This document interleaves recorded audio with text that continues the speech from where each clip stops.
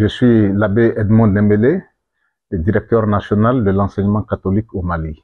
Je voudrais tout d'abord corriger un peu cette information. Et les écoles catholiques du Mali ne vont pas fermer.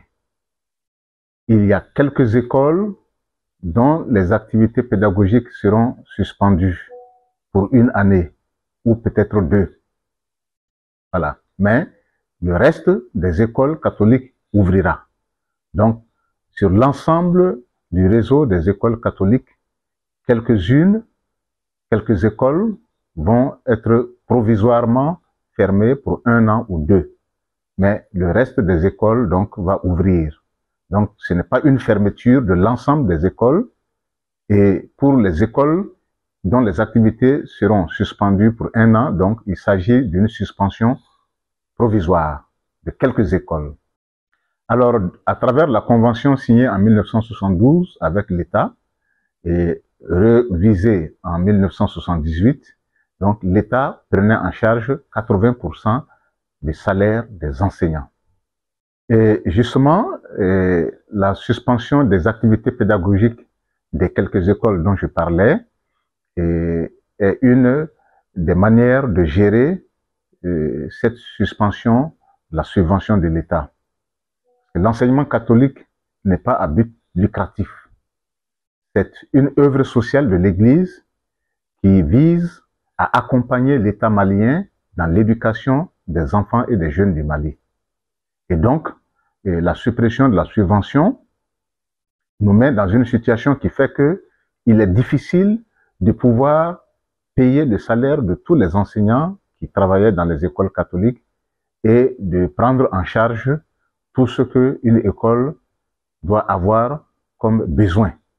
Et c'est pourquoi donc, dans un proche avenir, nous avons décidé de suspendre donc les activités de quelques écoles, mais pour les autres, les décisions, les mesures qui sont prises vont permettre sans doute de rouvrir la majorité des écoles à la rentrée scolaire prochaine.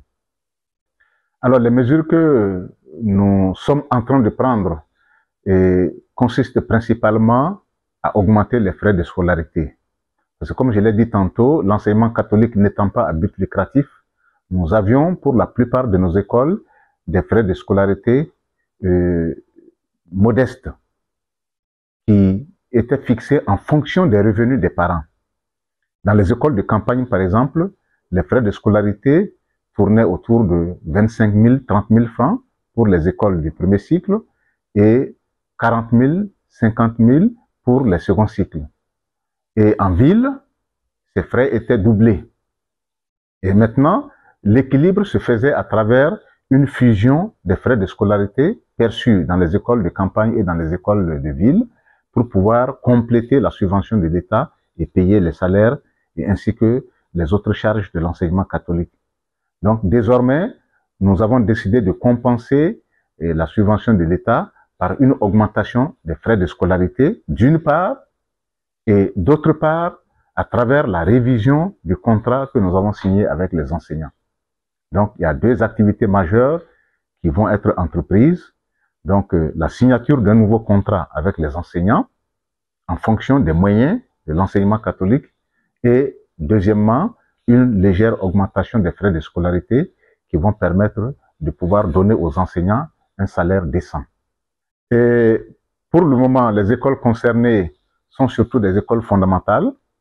Il y en a 3 dans le diocèse de Sikasso, 3 dans le diocèse de San et 2 dans le diocèse de Mopti. À Bamako aussi, il y a quelques écoles fondamentales, notamment dans les zones rurales. Par exemple, à Ouelessebougou, à Banatoumou et quelques autres écoles rurales.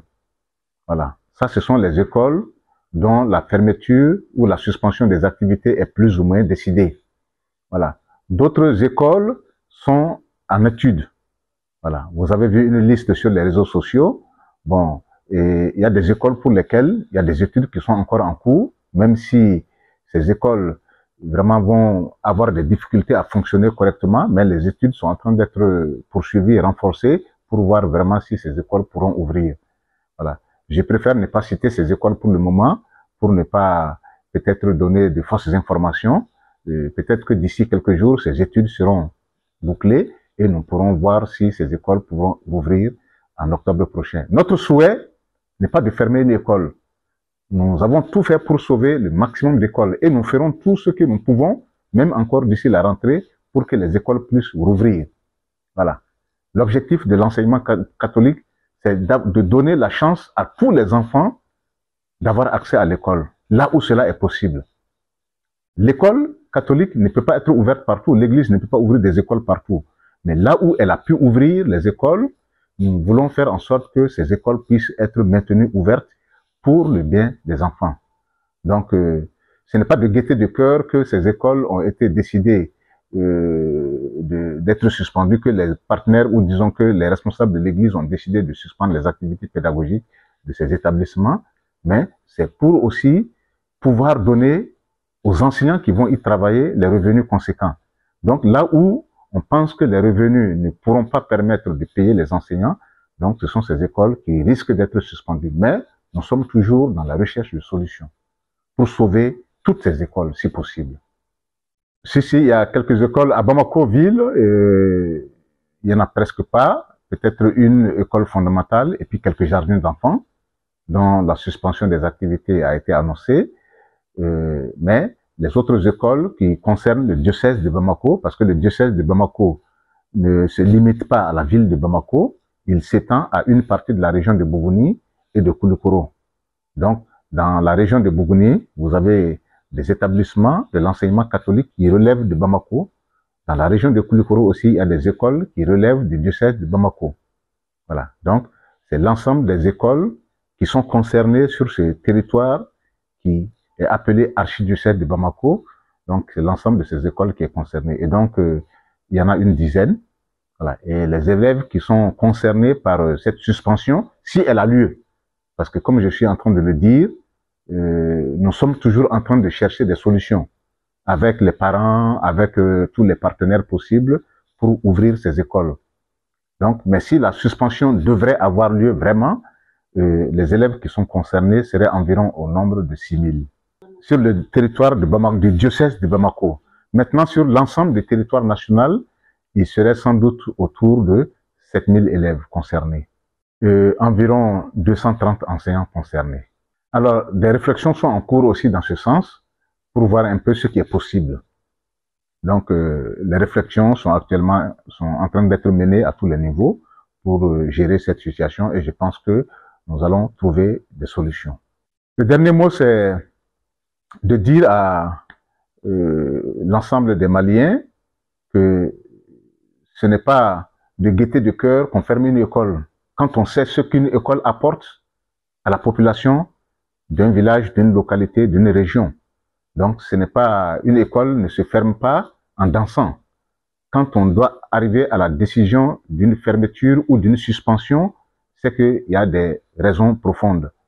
Et dans notre cas, dans le cas de l'enseignement catholique actuellement, nous sommes butés à des problèmes économiques qui ont explosé au grand jour depuis 2 ans à travers les grèves et les manifestations que nos enseignants ont eues.